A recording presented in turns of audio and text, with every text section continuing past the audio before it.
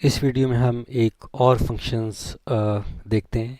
एक छोटा सा फंक्शन लिखते हैं, इसको कॉल करते हैं और फिर देखते हैं कि क्या सारा सिलसिला होता है।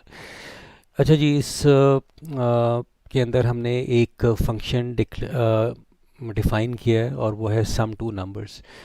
तो ये इसकी प्रोटोटाइप आ गई इंट, ये रिटर्न टाइप आ गई, सम टू नंबर ये इसका नाम आ गया। और ब्रैकेट के अंदर यहाँ पर हमारे पास ये दो वेरिएबल्स आ गए जो कि कंज्यूम होंगे इस फंक्शन बॉडी के अंदर। तो ये था इसका प्रोटोटाइप। अब हम इस फंक्शन को डिक्लेयर करेंगे, तो फंक्शन की जो डिक्लेरेशन है वो बिल्कुल वैसे ही है जैसे कि ये प्रोटोटाइप के अंदर है, तो प्रोटोटाइप तो एज इट इज़ आ जाएगा। इसके बाद ये फंक्शन की बॉडी है। अब इसके अंदर हो क्या रहा है कि एक्स और वाई के पास जो वैल्यूज़ आएंगी वो हम क्या करेंगे, जमा करेंगे और जमा करने के बाद सी को असाइन कर देंगे। और ये करने के लिए हमें सी का एक वेरिएबल डिक्लेयर करना पड़ेगा इंट टाइप का।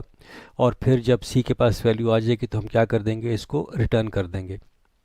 तो ये तो हमारे पास सम टू नंबर का एक फंक्शन आ गया यूडीएफ। ठीक है, यूडीएफ फंक्शन। अब हम इसको कॉल भी करके देख लेते हैं। अब हम यहाँ पर मेन फंक्शन में इसको कॉल कर रहे हैं।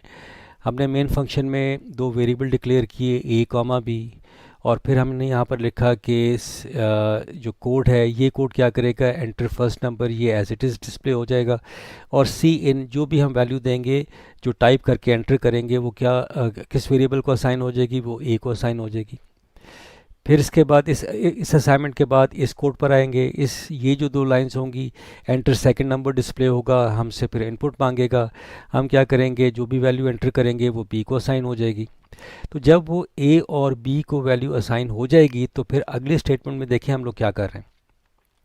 अगले स्टेटमेंट में हमने सी आउट लिखा कि the sum of these numbers are equal to. तो ये सम ऑफ नंबर्स तो हम लोगों ने किए नहीं, तो अब ये कौन करेगा, ये फंक्शन कॉल, ये फंक्शन करेगा।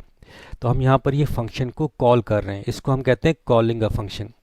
तो हमने एक फंक्शन को कॉल किया जिसका नाम है सम टू नंबर्स, जो कि हमने ऊपर डिफाइन किया हुआ है।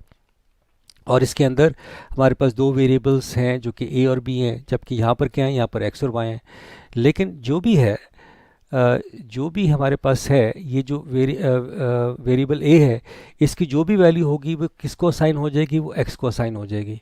और जो वैल्यू वेरिएबल वैल्यू बी की जो वैल्यू है वो किसको असाइन हो जाएगी, वो वाई को असाइन हो जाएगी। तो A is equal to X और Y is equal to B, ये समझ लें आप।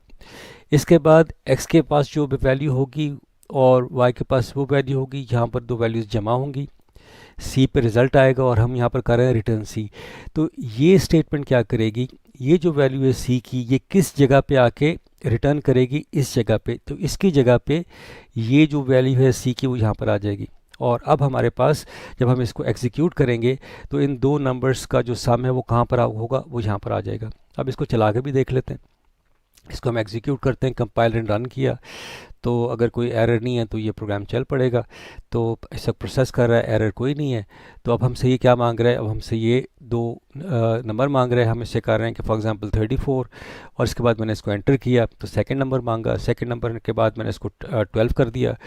तो 34 और प्लस 12 हमारे पास जो है वो 46 होना चाहिए। अब जैसे ही मैं एंटर करूँगा तो यहाँ पर देखें सम ऑफ दीज नंबर्स आर 46। तो ये जो इस जगह के ऊपर ये जो ए कॉमा बी है, तो कौन सी वैल्यू यहाँ पर रिटर्न होगी, यहाँ पर 46 रिटर्न होगी। ठीक है, तो इस तरीके से फंक्शंस लिखे जाते हैं, इस्तेमाल होते हैं।